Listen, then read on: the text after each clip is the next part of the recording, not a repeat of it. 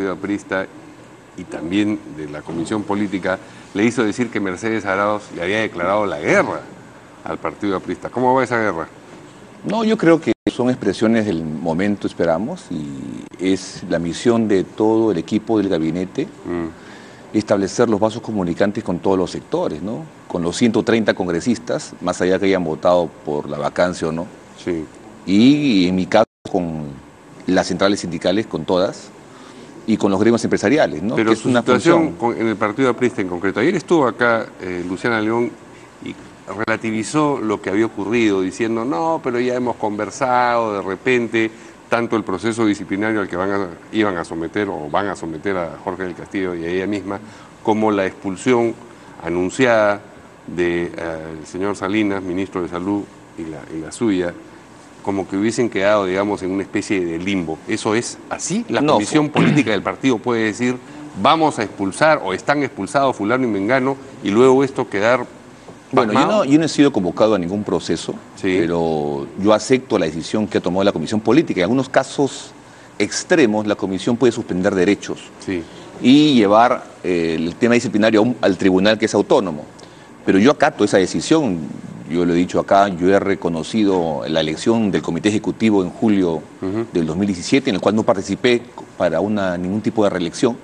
Y yo acato esa decisión y ya después se verá qué acciones tomo. O sea, que en este momento usted considera que está fuera del partido. Yo estoy fuera del partido, ¿no? Y estoy trabajando como ministro 100% de mi tiempo. Claro, uno ha sido militante por muchos años.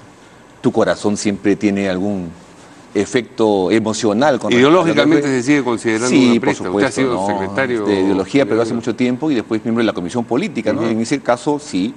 Pero yo acepto que una institución importante y formalmente me ha separado y yo lo acato, ¿no?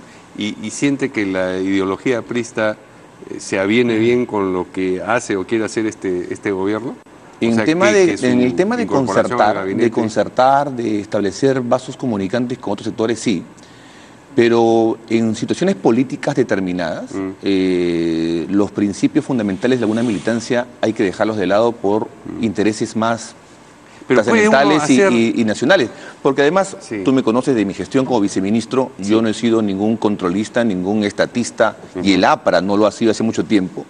Y en este caso hay procesos, modernizaciones, reformas políticas que hay que implementar y que son consenso en todos los peruanos, ¿no?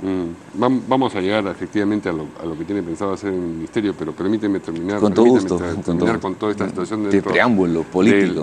Así es, del partido aprista, porque la reacción de Alan García y de Mauricio Müller, las dos han sido bastante ásperas. Es decir, Alan García divulgó un tuit o un mensaje en WhatsApp, creo, ¿no es cierto?, que usted le hizo llegar solamente a 5 otros miembros del partido aprista, pero claro que lo pone en una posición cómoda porque lo que decía, entre otras cosas, el 26 de diciembre era: el APRA debería hacer un esfuerzo por tener una posición única y coherente frente a este gobierno, el gobierno de Kuczynski, incapaz, y a un indulto que obviamente se genera para tapar una inmensa corrupción de los enemigos del APRA de todos los tiempos y lados. Claro, usted después ha dicho, no, pero esto fue interno, fue solamente a 5 personas, pero lo cierto es que uno cree en lo que dice o no cree en lo que dice. Sí, Mario, pero fue una comunicación interna efectivamente del momento de una situación sorprendente para todos, ¿no? Y que después se ha ido esclareciendo. Es decir, usted ha cambiado su manera de pensar desde el momento en que escribió y envió ese... No, yo siempre he tenido, si tú ves mis declaraciones con respecto al gobierno que surge después del presidente Humala, el presidente Kuczynski, una actitud optimista y esperanzadora de lo que podría ser. Públicamente siempre lo he dicho. ¿Este fue un momento de desesperanza? Fue un tema que puede ser emocional, pero sobre todo es una reacción a una actitud que en ese momento el partido en el cual militaba... ¿Ya no cree que el gobierno es incapaz? No, eso en absoluto. No. Además, yo quiero decir una cosa, Mario, y te lo comento. En el momento que conversaba con el presidente Kuczynski, con la primera ministra, se salió al aire esta comunicación y le expliqué al presidente y me dijo, bueno, tú eres un crítico, entonces asume tu función de trabajar por el país, y me motivó doblemente, ¿no? ¿Y el indulto sigue pensando que fue dado para tapar una corrupción? No. Yo creo que el indulto iba a venir fue un rapto muy intenso. El indulto fue un tema que se venía, Yo creo que muchos actores políticos que después han estado en contra del mismo por el momento que se tomó, lo planteaba. Y creo que es una prerrogativa presidencial que hay que asumirla. Cuando uno asume una responsabilidad como ministro de Estado, así no sea directamente responsable por lo que ha pasado anteriormente, asume el activo y el pasivo de una gestión. Sí, claro. Y mis responsabilidades más directas serán a futuro. Pero claro, digamos, antes de asumir uno evalúa. Se evalúa, yo lo evalué. No. Entonces, claro, si uno tiene la convicción de que el indulto ha sido dado para tapar la corrupción, me imagino que la evaluación haría que se abstenga, se abstuviese. Pero lo conversé, inclusive conversé de Saraos cuando me propuso de parte del presidente, y hablamos mucho sobre mi posición crítica con respecto al gobierno. Y en conclusión me dijo, bueno, pasa de la crítica a la responsabilidad, y lo asumí con esa responsabilidad y estoy muy satisfecho de haber asumido el cargo de ministro de Trabajo, ¿no? Cartera difícil por la circunstancia en que uno recibe, supuesto, ¿no? Además es un centro de diálogo que es fundamental reactivarlo para que el clima de gobernabilidad en general se restablezca en el país. Y hablando de trabajo, Mauricio Mulder también, otro de los críticos, dijo que usted le había dicho los compañeros necesitan chamba. No, eso es falso. Eso es falso, es una mentira falso de Mauricio Mulder. No, yo creo que es la versión de Mauricio, pero conversamos sí una noche antes. Pero esa frase usted no la dijo. No, en un caso, para nada, ¿no? Para nada.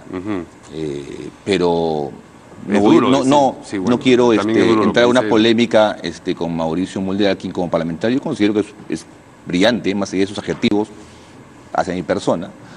Pero no dije eso. Lo que sí le expresé es que es importante que los cuadros técnicos del APRA sean reconocidos en un gobierno más allá del partido. Sí. Y eso me ratifico. Creo que el APRA tiene profesionales y también en otros partidos que pueden ser convocados en un gobierno democrático, ¿no?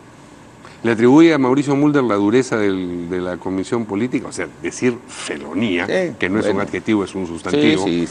Es durísimo, es durísimo. Recibir de la comisión política pero yo recuerdo de un partido al que uno ha pertenecido. Yo leía que usted con su abuelo... Pero yo no quiero compararme con nadie, pero yo recuerdo el mensaje de un líder importante del partido, de la prisa, al cual ya no milito legalmente, que decía que por el Perú él perdonaba a todos los que lo ofenden, ¿no? Y yo por el país, por la responsabilidad, no solamente de Mauricio, algunos pocos compañeros también han sido muy severos, pero la gran mayoría de la militancia ha recibido esto con expectativa y tengo que cumplir la expectativa, no solamente de la militancia, del país, ¿no? De empresarios, de trabajadores, de desempleados, de jóvenes, que es la labor que tengo que hacer en el ministerio, ¿no? Muy bien, vamos a la labor del ministerio finalmente, ya lo voy a soltar. Después. Yo encantado, Mario, además, yo encantado de estar en tu programa y que me pregunte los temas, ¿no? Bueno, entonces, pero me gustaría, obviamente, conversar más sobre el ministerio, ¿no?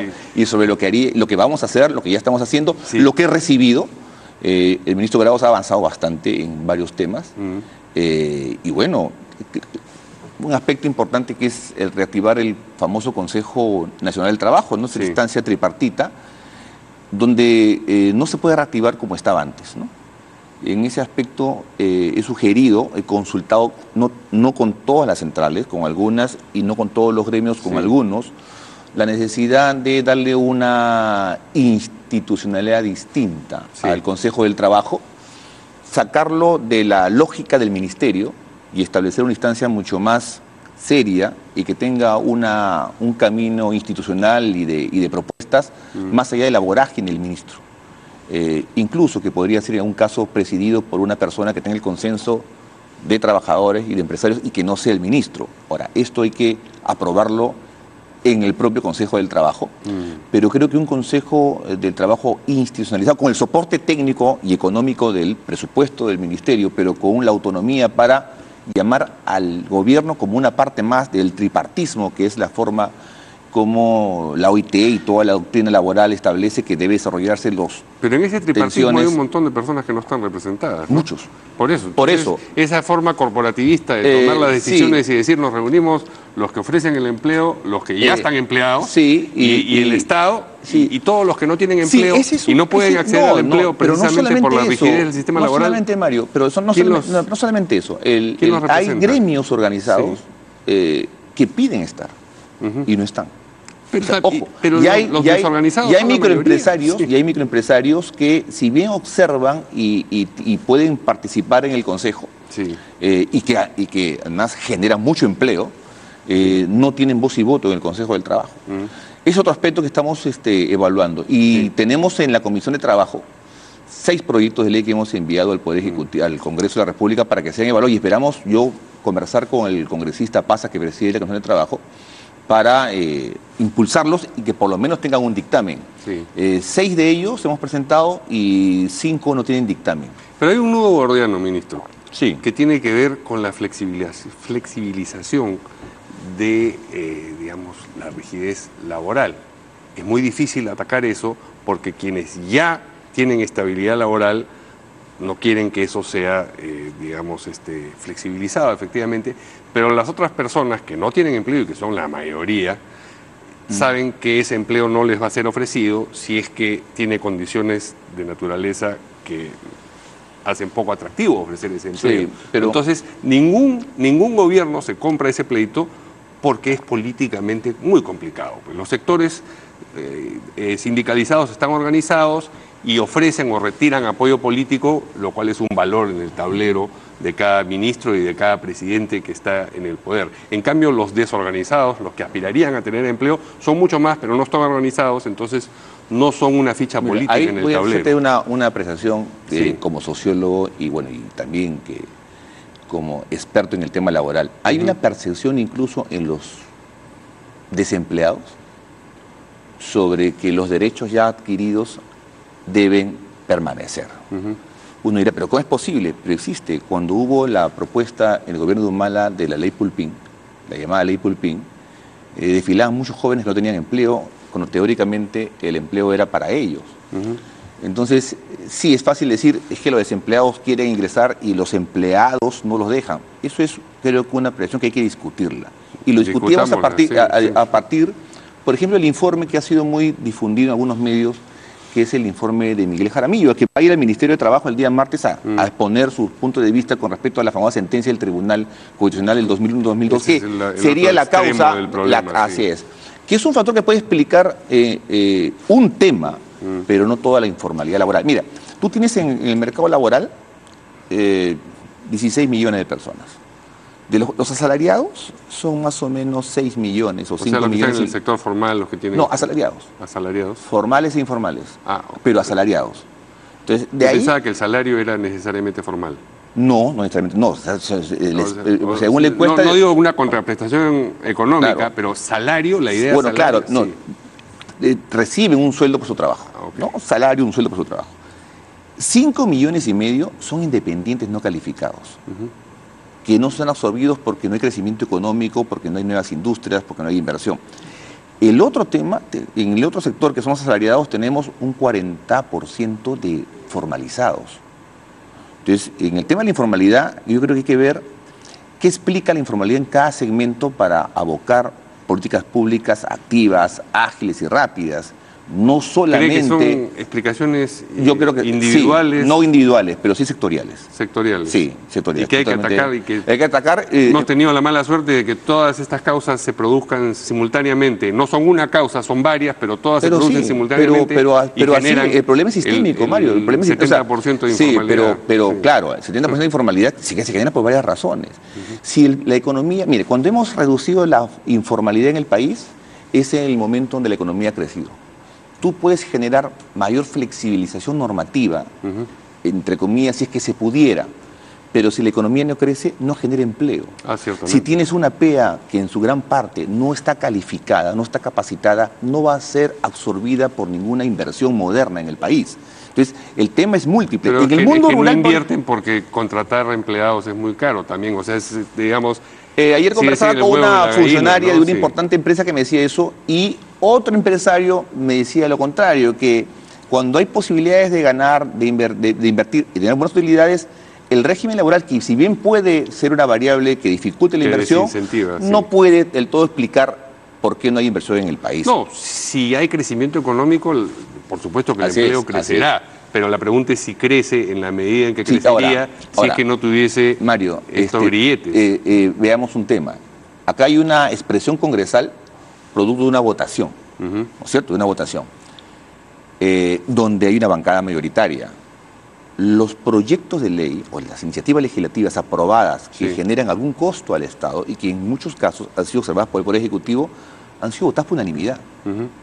Por izquierdas, por centros y por derechas. Al Ejecutivo le toca la parte nosotros, que le corresponde, ¿no? la parte bueno, pero a lo mejor estoy equivocado, pero estamos equivocados. No, pero lo todos. primero que hay que hacer es, bueno, establecer un diálogo y un debate abierto sobre las reformas que hay que hacer, ¿no? O las modernizaciones que hay que hacer. La pregunta es si hay esa convicción para empezar en el Ejecutivo. Porque hablando de la ley Pulpín, por ejemplo, el actual presidente Kuczynski la respaldó en un momento cuando recién se lanzó la idea y después dijo que nevaba en Nueva York, que había escuchado mal la pregunta y se tiró para atrás, lo cual es una reacción política en el más pobre de o a lo mejor leyó bien el texto, ¿no? Bueno, entonces una ley he leído bien el texto, que pero tuvo no críticas, ¿no? tuvo críticas de muchos sectores, ¿no? Claro, y eso es inconveniente para quien va a ir va a pasar por las ánforas. Mario, yo me gustaría que invites para debatir ese tema y otros temas, pero según muchos especialistas, como estaba establecida esta ley llamada Pulpín, no iba a generar mucho empleo, ¿no? Porque hay elementos que hay que tener en cuenta. Por ejemplo, tú tienes... Lo que voy es a la actitud del Ejecutivo frente a decidir si van a ser más flexible o menos flexible la legislación laboral. Hay que ser lo más... Uno les toca ese tema en otras ocasiones a personas del gobierno y casi se llevan el dedo a la boca. No, yo soy del gobierno y estoy hablando. Sí, claro, estoy aprovechando. Y aprovecha bien. Sí, claro. Mira, el tema es que toda modernización laboral en un sistema democrático tiene que contar con ciertos consensos, pero avanzar lo más posible en lo que se pueda. Pero en lo que se pueda. Y seamos realistas, la conformación del Congreso en muchos casos no nos va a permitir algunas reformas que son necesarias en el país, pero en todo caso, a pesar de eso, no podemos quedarnos con los brazos atados, que hay que trabajar en muchos temas. Creo que hay este proyecto de ley, el Ley de Empleo Juvenil, que está en la Comisión de Trabajo, que hay algunos aportes de algunas bancadas que podrían hacerlo viable, y en eso avancemos. Hay dos proyectos de ley más sobre SUNAFIL, que fortalecerían el tema inspectivo en su rol orientador, que también podrían ser aprobados. O sea, hay cosas que si se conversan, si dialogan, pueden ser aprobados y eso esperamos que los congresistas tengan la mente abierta para discutir y aprobar lo que el país necesita. Al iniciar el gobierno hizo cálculos de cuánto quería reducir la informalidad el presidente Kuczynski. Sí. Me parece que quería bajarla, qué sé yo, de la que existía un 30%, una cuestión así. Sí, no, eso es hemos revaluado. Han revaluado. Sí, ¿Y qué cosa van a bajar? Si podemos con bajarla un crecimiento, tú tienes formalidad un 28%, ¿no? Puedes llegar a un 45% al 2021. Ojo. Sí, pero ¿qué cosa cree usted que es verosímil?